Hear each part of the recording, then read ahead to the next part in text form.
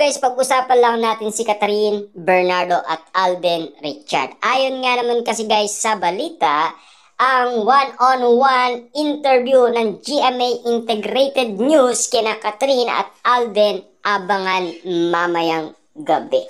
Grabe guys, no? Grabing interview yan guys. Ano kaya ang malalaman natin dahil siyempre mainit-init na interview nga naman guys. Kasi alam naman natin na meron silang ipopromote ngayon guys sa November 9 na sila ay pupunta sa Cebu sa SM City Seaside. Diba? Na alam naman natin kasi guys, ang bawat interview kina Alden Richard at Catherine Bernardo, mas gusto natin kung ano yung mga tunay na nangyari sa Canada. At kung papaano nga naman sila na-spotted nga naman magkatabing matulog. At lalong-lalo na guys, yung spotted nga naman sila sa tabi ng gasoline station at nakita daw sila ng mga netizens natin nagtatrabaho umano sa Canada. Kasi guys, yun ang pinakamaalagang katanungan na gusto nating malaman. Siyempre guys, meron kasing actual na video na mga pinakita ng mga netizens na nasa Canada. Siyempre guys, sila ay gulat na gulat dahil meron daw tinatanaw na view ang cat din. Dahil siyempre guys, parang doon mismo ay nagkaroon sila ng maraming moment. Kasi kitang-kita naman natin kasi guys, kung papaano nga naman naging close ang isa't isa. Ang sabi guys ng balita, hello love, 24 oras bagong mapapanood ang nagpapatuloy na love story ni na Joy at Ethan. Makikipagtsikaan muna sila ngayon gabi sa 24 oras. Ang one-on-one interview ng GMA Integrated News kina Catherine Bernardo at Alden Richard abangan mamaya. Ayan guys, no?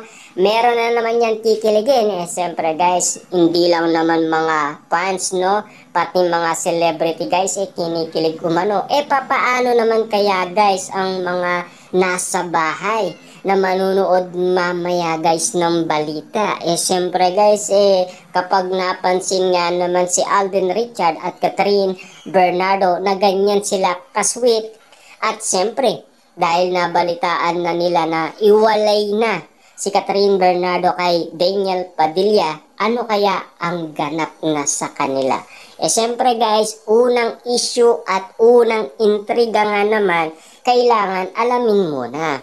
I-research muna ng mabuti bago kasi guys magkomento at bago mag-anap ng mga intriga.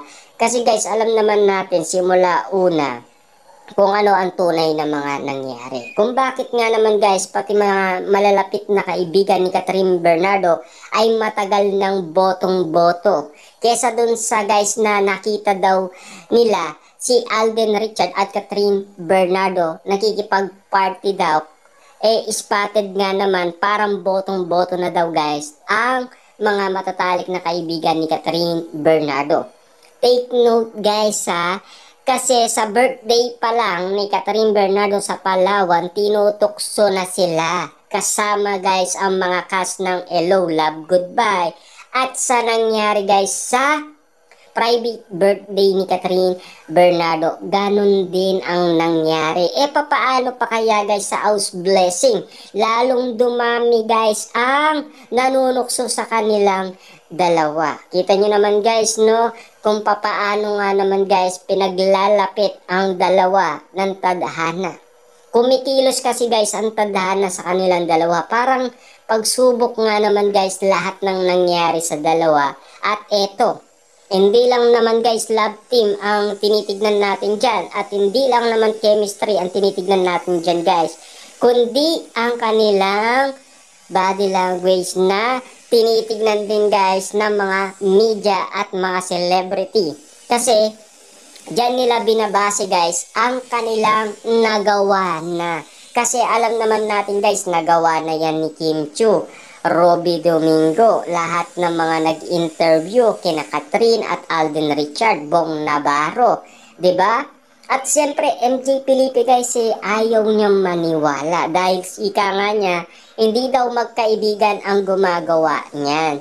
At lalong-lalo na guys, siyempre, ang bagong cast ng Hello, Love Again ay hindi rin sila naniniwala guys. Kasi paano nga naman yung moment na napansin nila at nakita nila. At lalong-lalo na guys, siyempre, yung lilinaw sa atin guys ni Direk Cathy na huling-uli nga naman sila sa akto na nagkakainan sa loob ng kwarto, 'di ba? Eh siyempre guys, narinig naman siguro natin si Direk Cathy na pinagbawalan si Catherine Bernardo na wag kausapin si Alden Richard. Pero take note guys, biglang naglaho daw ang dalawa.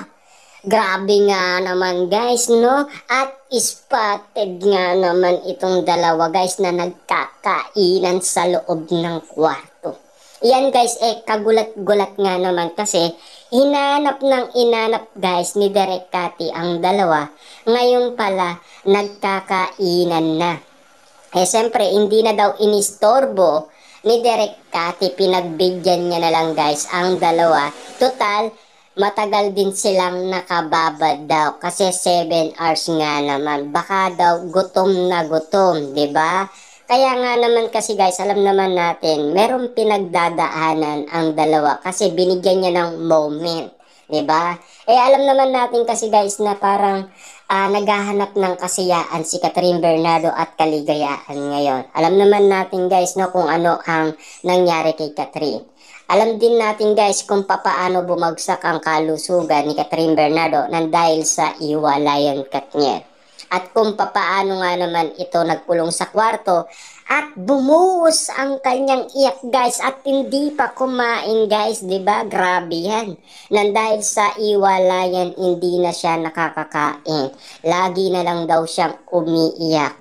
Diba? Siguro guys, dinamdam talaga guys ni Catherine Bernardo simula umaga, tanghali, gabi, lagi na lang siyang umiiyak. At 3 araw pa yung guys ha, hindi daw siya lumalabas guys kahit na uminom, hindi siya umiinom.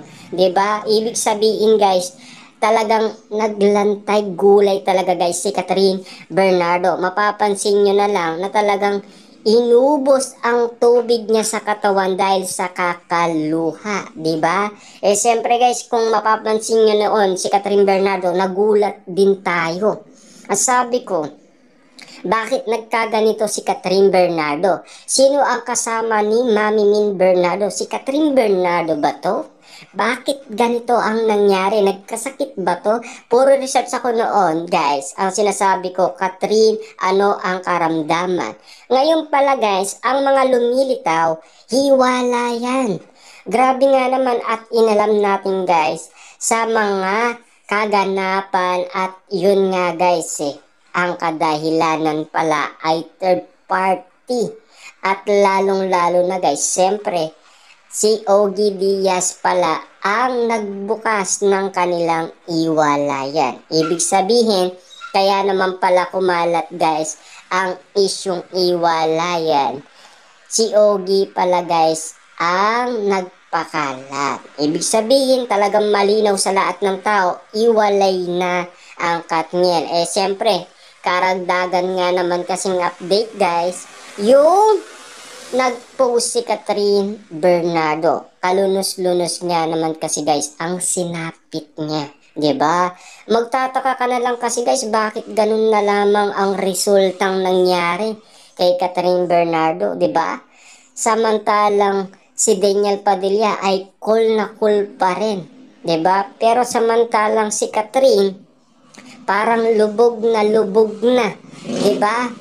At parang talagang makikita mo na parang nalosyang siya guys, 'di ba? Yung parang sobrang tanda na ba ni Catherine Bernardo sa kalagayan niya, 'di ba? Grabe guys ang talagang sinapit ni Catherine Bernardo sa iwalayan. Kaya patindi ng patindi guys ang panliligaw ni Alden Richard kasi hindi na ganon kabilis umuo si Catherine Bernardo dahil meron na siyang pinagdaanan.